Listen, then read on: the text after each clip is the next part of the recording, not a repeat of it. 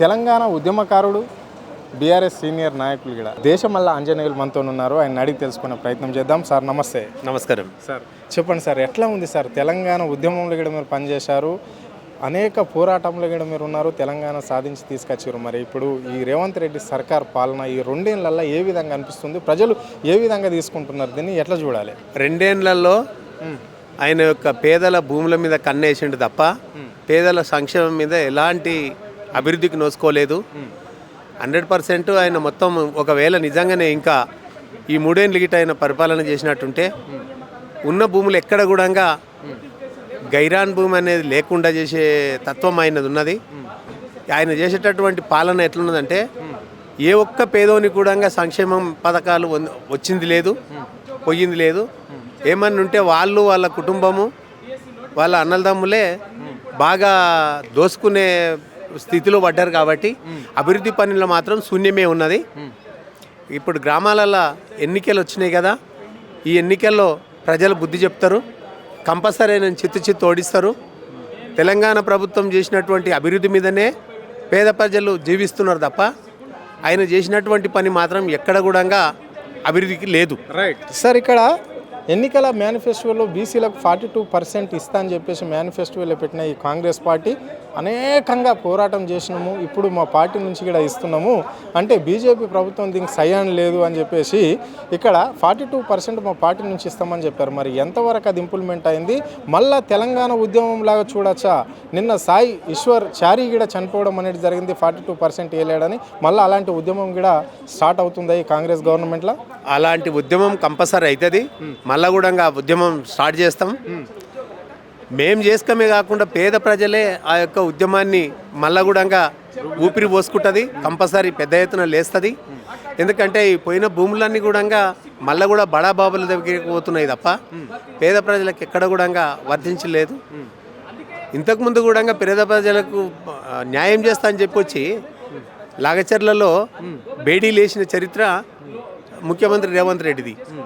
అలాంటి ముఖ్యమంత్రిని ఇంకా కూడా ఇప్పుడు పేదల భూముల మీద చాలా కన్నేసిండు. కాబట్టి 10,000 ఎకరాల భూమి హైదరాబాద్ చుట్టుముట్టున్నటువంటి భూమి అంతా కూడా కాజే ఎన్నికనే ఈ యొక్క ఫ్యామ్ సీట్ అని అదే అని ఇది అని మేము ఇక్కడ ఫ్యామ్ సిటీ కడుతున్నామంటే చెప్తున్నారు. కానీ అది సిటీ కట్టేది ఇవన్నీ కట్టేది పెద్ద దేశాలలో అందరికీ తోలుకొచ్చేది అభివృద్ధి కోసం కాదు. ఇక్కడ ఉన్న భూములన్నీ చూపించి ఇగో ఈ భూమికి ఎంత రేటు పెడతామని అమ్మనికేనే తప్ప వాళ్ళని తోలుకొచ్చింది మాత్రం అభివృద్ధి కోసం కాదు, కంపెనీల కోసం కాదని మేము చెప్తున్నాం. రైట్ సార్, ఇక్కడ జిహెచ్ఎంసీలు ఇక్కడ మున్సిపాలిటీలను సిటీ అవుట్స్కట్లో ఉన్న మున్సిపాలిటీలన్నీ జిహెచ్ఎంసీ 10లకు తీసుకుంటున్నామని చెప్పారు సార్. దీని మీద మీ స్పందన ఏంటి? ఎందుకు ఇంత హడావిడిగా జిహెచ్ఎంసీలకు తీసుకోవాల్సి వచ్చింది మున్సిపాలిటీలను? జిహెచ్ఎంసీలకు తీసుకోవాల్సిన కారణం ఏంటంటే రేట్లు ఇంకా పెంచుకోవడానికి, రేట్లు పెంచుకొని అమ్ముకోవడానికి తప్ప అది వేరే తిరిగి కాదు, అభివృద్ధి కోసం కాదు.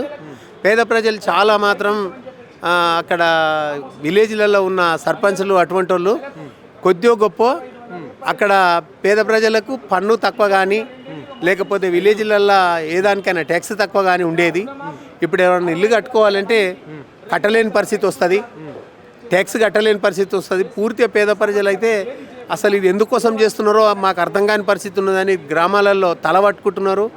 అది తల బాదుకున్నా కూడా ఆయన అమ్ముకోనికి అని చెప్పకుండా అభివృద్ధికి అని చెప్తున్నారు తప్ప అమ్ముకోనికి అని మరి డైరెక్ట్ చెప్తే అయిపోతుంది కదా. అందుకోసము ప్రజలు ఎప్పుడు కూడా దానికి క్షమించరు, కంపల్సరీ దానికి మేము వ్యతిరేకమే చేస్తాం.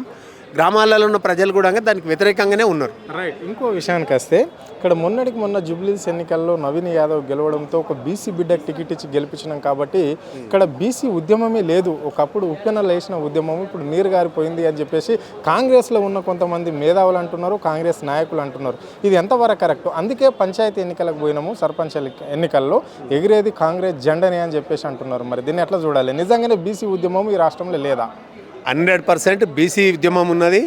ఎస్సీ ఎస్టీ బీసీలకు జరిగినంత అన్యాయం ఎవరికి కూడా జరగలేదు కాంగ్రెస్ ప్రభుత్వంలో.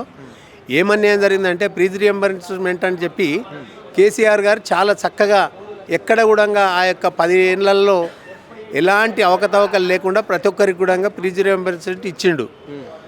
కాంగ్రెస్ ప్రభుత్వం వచ్చినాక 2 ఏళ్ల సంది కూడా ఎక్కడ కూడా ప్రీజ్ రియంబర్స్మెంట్ లేదు. ఉన్న ప్రైవేట్ కాలేజీలను కూడా హింసలు పెట్టి వాళ్ళ దగ్గర పైసలు గుంజానికనే చూస్తున్నాడు తప్ప వాళ్ళకి ఎక్కడ కూడా న్యాయం చేసింది లేదు. చివరిగా చెప్పండి సార్, ఇప్పుడు దాదాపుగా తెలంగాణ రాష్ట్ర వ్యాప్తంగా 12,800 గ్రామ పంచాయతీలు ఉన్నాయి. సో మీ బీఆర్ఎస్ పార్టీ బలపరిచిన అభ్యర్థులు ఎన్ని స్థానాలలో గెలవబోతున్నారు టోటల్గా? ఖచ్చితంగా చెప్తున్నాం, 80-90 స్థానాలలో కంపల్సరీ మేమే ఉంటాం. ఖచ్చితంగా చెప్తున్నాం, గ్రామాలల్లో కంపల్సరీ 80-90% కంపల్సరీ మేమే గెలుస్తాం, గెలిచి చూపిస్తాం కూడా. కాంగ్రెస్ ప్రభుత్వం అంటే ఎంత అన్యాయం చేసిందనేది ప్రతి గ్రామంలో ప్రతి ఒక్క పేద ప్రజలకు తెలుసు, బీసీ బిడ్డలకు కూడా అందరికీ తెలుసు. బీసీలకు ఎంత అన్యాయం చేసిండనేది బాగా తెలుసు. కాబట్టి ఇప్పుడు ప్రజలే గుణపాఠం చెప్తారని చెప్పి తెలియజేస్తాం. Okay, right. ఇది పరిస్థితి. రేవంత్ రెడ్డి 2 ఏళ్ల పరిపాలన చేసింది ఏం లేదు, ప్రజల కారు గ్యారంటీలు అన్నాడు, అటుకే వదిలేసిండు. సో బీసీలను నిలువెత్తున మోసం చేసిన ప్రభుత్వము, ఎస్సీ ఎస్టీలను మోసం చేసిన ప్రభుత్వం ఏది అంటే రేవంత్ రెడ్డి సర్కార్కే దక్కుతుంది అని చెప్పేసి ఇక్కడ ఆయన ఆరోపించడం అనేది జరిగింది. ఇప్పుడు గ్రామ పంచాయతీ ఎన్నికల్లో 100% బీఆర్ఎస్ సర్పంచ్లే గెలుస్తారు అని చెప్పేసి కూడా ఆయన ధీమా వ్యక్తం చేయడం అనేది జరిగింది. ఎందుకంటే రేవంత్ రెడ్డి పాలన పైన ప్రజలు విసుగు చెందారు అని చెప్పేసి కూడా ఆయన స్పష్టంగా చెప్పడం అనేది అయితే జరిగింది. కెమెరా పర్సన్ రవితో అరుణ్, ఆద్య టీవీ, హైదరాబాద్.